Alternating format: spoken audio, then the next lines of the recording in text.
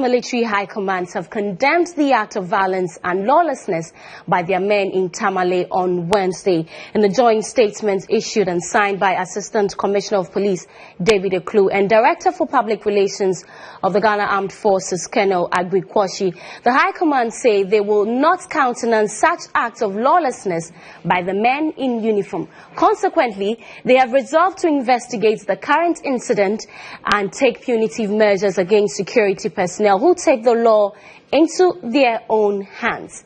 Let's go live to the head office of the Ghana Armed Forces as my colleague William Evans Inkume engages the Director of Public Affairs, Colonel Aggrey Quarshie, for some insight into this particular joint statement. Hello, Evans. Hello, Sewa. You can take it away now. All right, Sewa, thank you so much for your time. As you rightly mentioned in your introduction, I have been joined by the Director of Public Affairs here at the Ghana Armed Forces, Aggrey Quarshie. Mr. Quarshie, I thank you so much for your time. So they say if two elephants are fighting, the grass suffer. What do you make of what happened somewhere last week? I think what I can say is that it's rather an unfortunate situation, and nobody is happy about what happened from both the military or the civilian side. Nobody is happy about what happened. This is not the first time an incident of such nature has happened.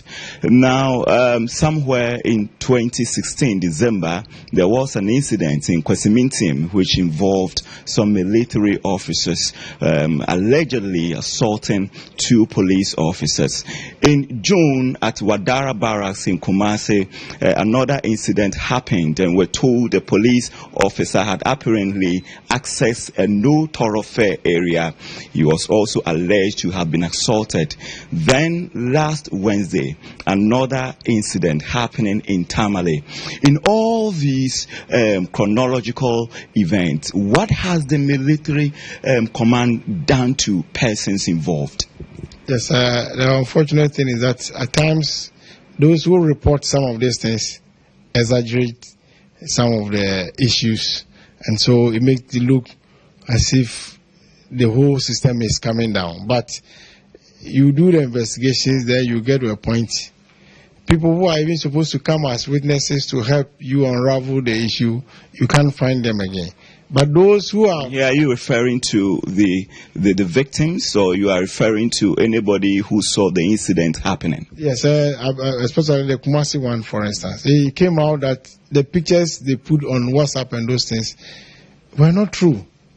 Yes, it came out it was not true. But those who first go out to put some of these things on social media in particular create a certain mindset, then an agenda is set. Oh, soldiers have done it again. And so whatever you even come to say later, it's like you are trying to justify your actions, or you are trying to defend your personnel. But the long and short of it is that it's very unprofessional on the part of both institutions, the way at times we handle some of these infractions. Because at times you just need a little bit of tolerance. Okay. So you have mentioned that the Wadara Barracks did not have enough evidence to back that particular allegation. What about the Consequently one? The Consequently one, the issue was resolved amicably between the Air Force base commander and then the regional police command, because they came in and dealt with the issue at their level. Yes. So nobody was punished for that particular act? It was handled at their level, and so whatever it is, both parties were satisfied with the outcome of whatever resolution that they had at that time. At what point does the military feel that a sister institution has been disrespectful to it? You see, if you say the military, then you are trying to create an impression as if it's the whole system. Most times, these things happen involving just one or two people, and information maybe is either not passed on appropriately or is channeled through wrong means then it creates some of these infractions. But the institutions per se will not sanction anybody to go and attack your colleague or that sort of thing. No, that thing will never happen. And so when these things happen, let's try as much as possible and localize it so that we'll be able to deal with it where it is. But the moment you say military, the man in maybe Hohoi or something performing duty, the man at Alavanyo performing duty, he's doing the duty with the police people there. And they are working well. Then tomorrow is on WhatsApp, Facebook, the soldiers and military are fighting. And straight away, you are pumping some sort of ideas into the head. What has happened?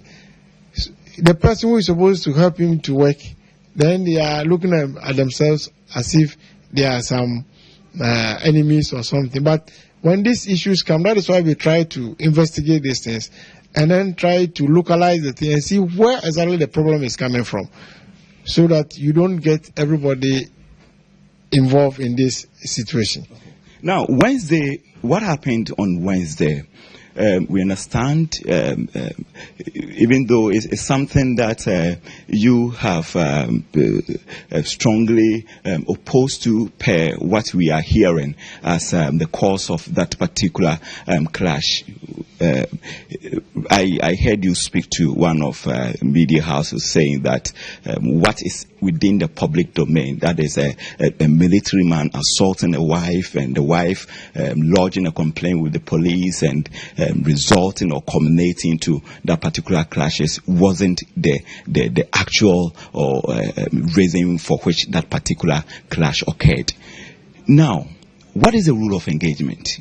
If a military man is found culpable, what is the process that can be used to bring that particular officer to book?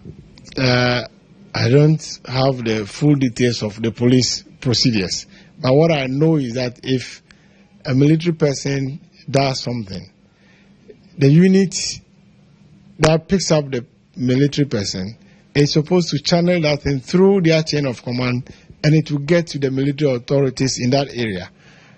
And so once that thing happens, if there is a need for the military police to go in, they will take up the matter, and then that linkage will be there, because the military police have always been dealing with the civil police. Okay, so I really want to understand you very well, and for the benefit of our viewers who are watching us. I am a civilian. If I break any part of the law, the police will come after me. My mother or father wouldn't be. They should. It's not necessary for them to inform me that my mother or my father, as somebody who is over 18 years and all that. If a military officer is found culpable or breaks any part of the law, what are you telling me? If a civilian does something, he has the right to call for his lawyer. So they might not call his father. But if he said, I want to see my attorney, the attorney will have to be there before anything is done. And whoever is arresting you is supposed to respect that right that you have. In the same way, the military man cannot call a civil lawyer to his aid. It is his commander he has to call. And so once we are institutions working together and we have protocols that will work with, those protocols are expected to be respected by both parties. And so once something happens, it's not that when you go to misbehave because you are a military man, you cannot be arrested. No. They have to pick you up.